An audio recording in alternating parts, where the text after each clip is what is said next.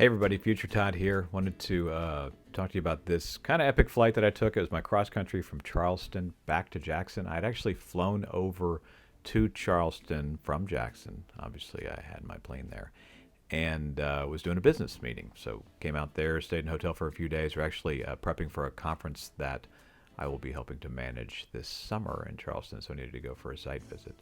So the trip over was pretty uneventful. Flew from Jackson over to Jimmy Carter Regional Airport in Georgia and got decent tailwinds the whole way, pretty smooth flight.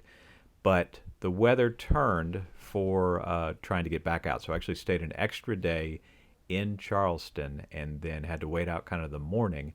And here I am now leaving Charleston Executive Airport right around, I think, 1 o'clock Eastern time. And the plan here is going to be to take off and head a little north of the route that I took to get to Charleston. So I'm getting around some cloud cover. We're going to go up near Augusta, Georgia, actually, to an airport that is Thomas McDuffie County, which is Hotel Quebec uniform.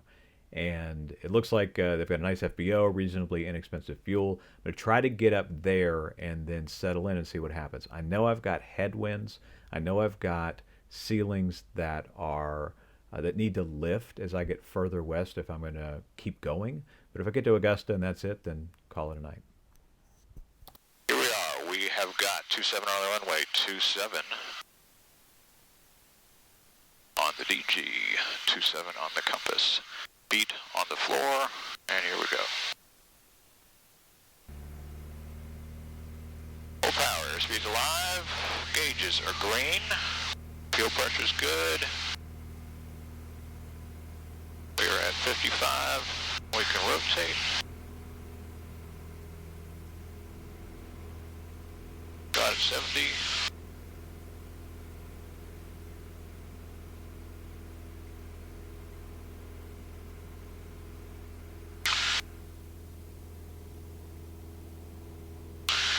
Charleston, 300 feet. All right, we are committed to the trees.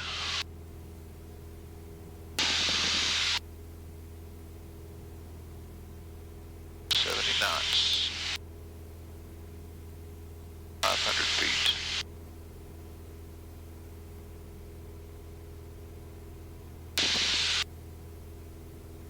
Charleston Executive 4447 echoes up off runway 27, turn out to the northwest. Last call, Charleston Executive.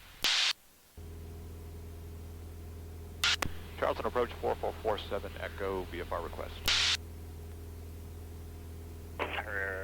4447 echo Charleston, maintain VFR below 3, so request.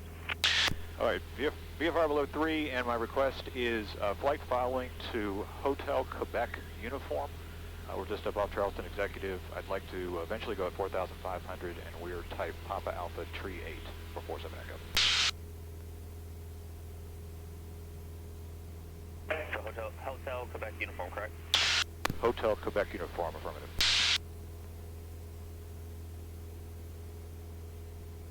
747 Echo, squawk 7325. 7325 for 47 Echo. Delta 2926 with you, 3 for 4,000. Delta 2926, Charleston departure radar contact, I'll maintain 5,000, traffic above you, Cardinal at 65. Climb into 5,000, Delta 2926. November 447 Echo, radar contact, 1 mile southwest of Charleston International, maintain VFR below 3, traffic, off your right side 3 miles, heavy KC 135, descending 23. Caution, wait turbos. All right, keep an eye out for the traffic. We'll maintain VFR below 3,000, 47 Echo. 47 Echo, what's the on-course heading to destination? It looks like 300, 47 Echo. 47 Echo, roger that. You can resume on navigation direct. All right, on navigation direct to Hotel Quebec uniform. Thanks, 47 Echo. All right, there's a big plane there. Traffic in sight for 4 flight 745, you can climb up. Won't get back there. Roger that. Caution, wait turbos. 2926, climb maintain 1010,000. Climb to 1010,000, Delta 2926. November 47 Echo, VFR 4500 approved. All right, VFR 4500 approved for 47 Echo. So a couple fun things about this part of the departure. First of all, it's a beautiful view, but that view is pretty much behind me. I'm not seeing much of that. That took off in this direction and kept going in this direction. So it's nice to see it on the camera now, but pretty much what I'm looking at is, I was actually looking for downtown Charleston just to figure out if I could place it, and then looking for Charleston Executive. I'm going to be, out of the path of any approaching airliners or military flights. They've given me direct to Augusta, so I've got that programmed in, holding that heading, and then I'm climbing right now for 4,500 feet, hoping to get up over these clouds and then see what my ground speed's going to be, because I know that the headwinds will be a challenge. So climbing, heading up here to 45,000, getting good performance. It's a little bumpy going up, but it's going to be through these cumulus clouds like that. And then finally I get to 4,500 and realize that I'm probably not quite high enough, and it would also be interesting to get a little more altitude just to see if it smooths out. Charleston approach 4447 Echo. 747 Echo, Charleston. Let's see if I can get 6,500. I'm probably going to need that for VFR. 47 Echo, 6,500 approved. 6,500 approved, 47 Echo, thank you.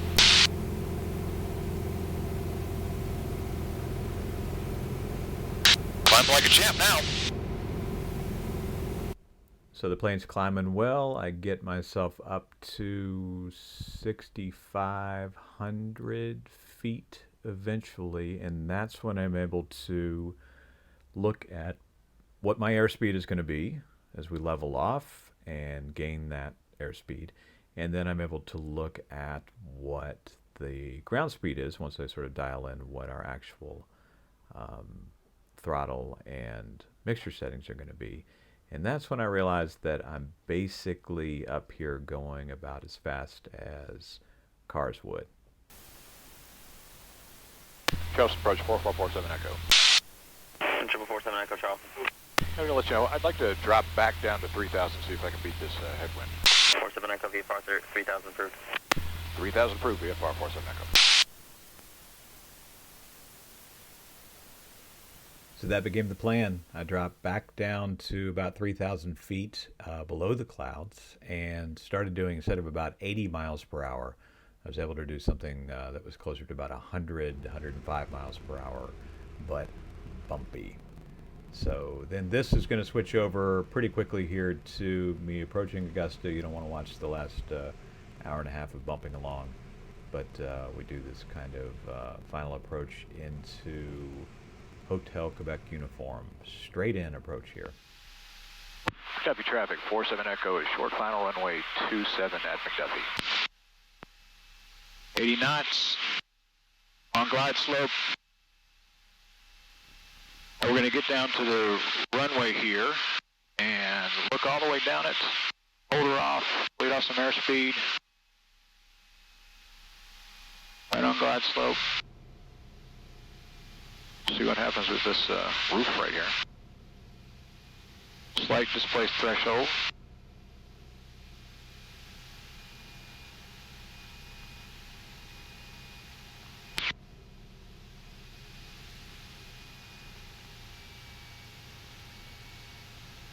All right, runway made, second notch of flaps. Lower down.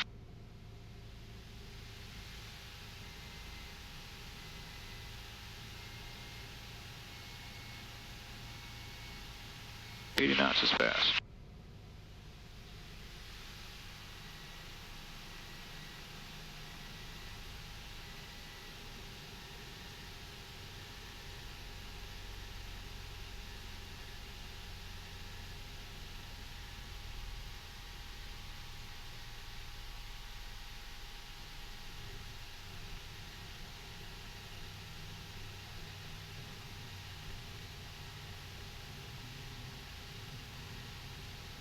And we're down. Pretty nice little landing there. Straight in.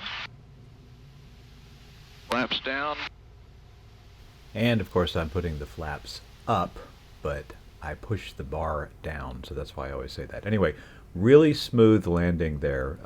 Always a lot of fun when it's smooth. But what was really kind of cool about that was knowing that there wasn't a lot of general aviation traffic up. I wasn't getting anything on the radio. And, you know, I've been on this long flight already. I just took a straight in approach, almost like it would be an instrument landing, and was able to use on the GPS there. They have the visual guidance for, you know, a visual landing, but that gives you a glide slope and gives you everything that you would be getting out of the GPS approach. So that was a lot of fun just to do that, show up here at the airport, and then run over and get some fuel, and you know, take a quick break and do a little planning, because the next step was to try to figure out, okay, where can I get to toward Jackson that has got ceilings of at least, you know, 3,000, 3,500, 4,000 feet, because it looks like that's what this flight was going to be the whole way. I was going to be kind of running under the clouds, bumping along, trying to get to the next airport. So that was the plan here.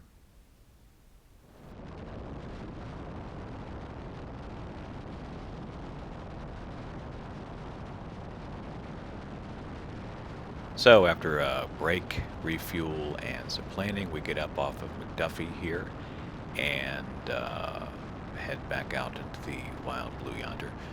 My original plan is actually to go to Columbus, Georgia. So that's kind of the way I'm setting out. That's how it had looked in terms of where ceilings were, what was being reported to the west. And I figured if I could get there, I had two things going on. There's some decent runways over there and fuel that I could take advantage of. There would be hotel rooms if I had to stay.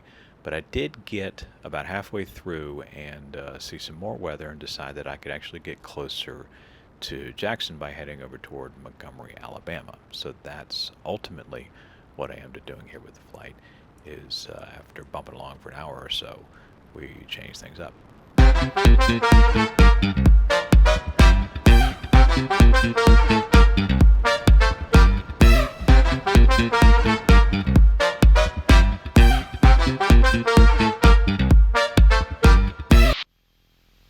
Right.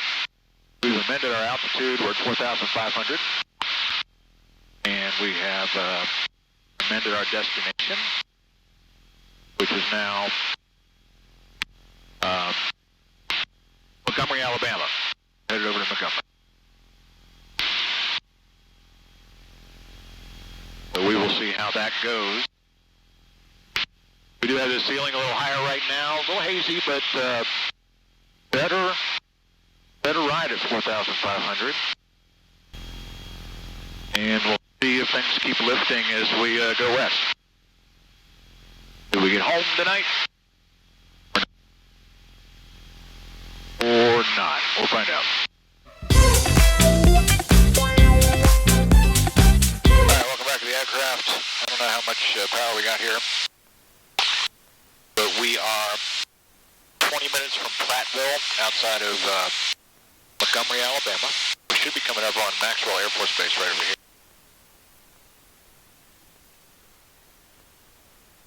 Down to 3,000 feet.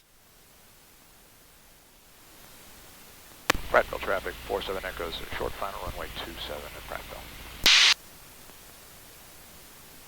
800 feet, 500 AGL. Alright, runway made, second notch of flaps. Pull some power.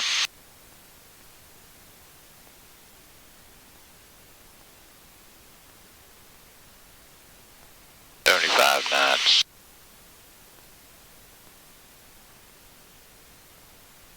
Early. Down those rudders that go all the way down the runway. Knots.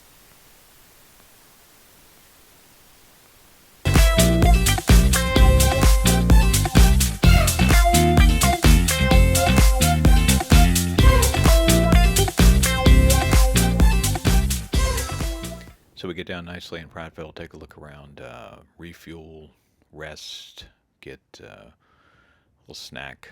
I think they had a decent little FBO here, including decorations for Easter that didn't exactly resonate as they all do, but charming nonetheless.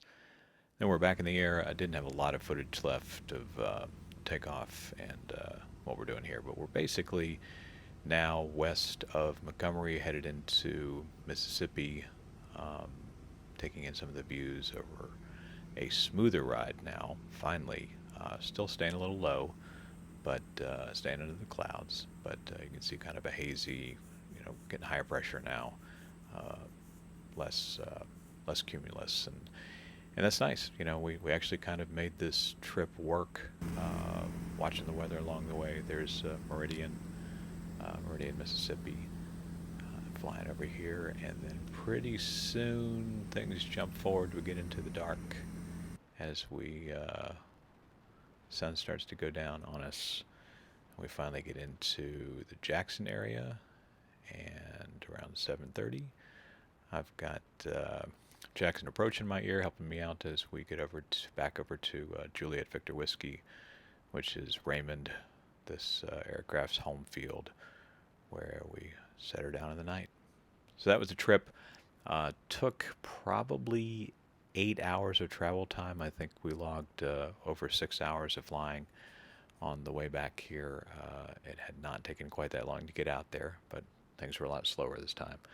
We had a lot of headwinds, flying low, a lot of bumping, but really good kind of opportunity to learn some stuff. So if you enjoyed that, don't forget to like the video, subscribe, hit the bell, and make sure that you get future videos as they come out. Meanwhile, you can listen to some wind as this one comes to an end. Thanks for watching.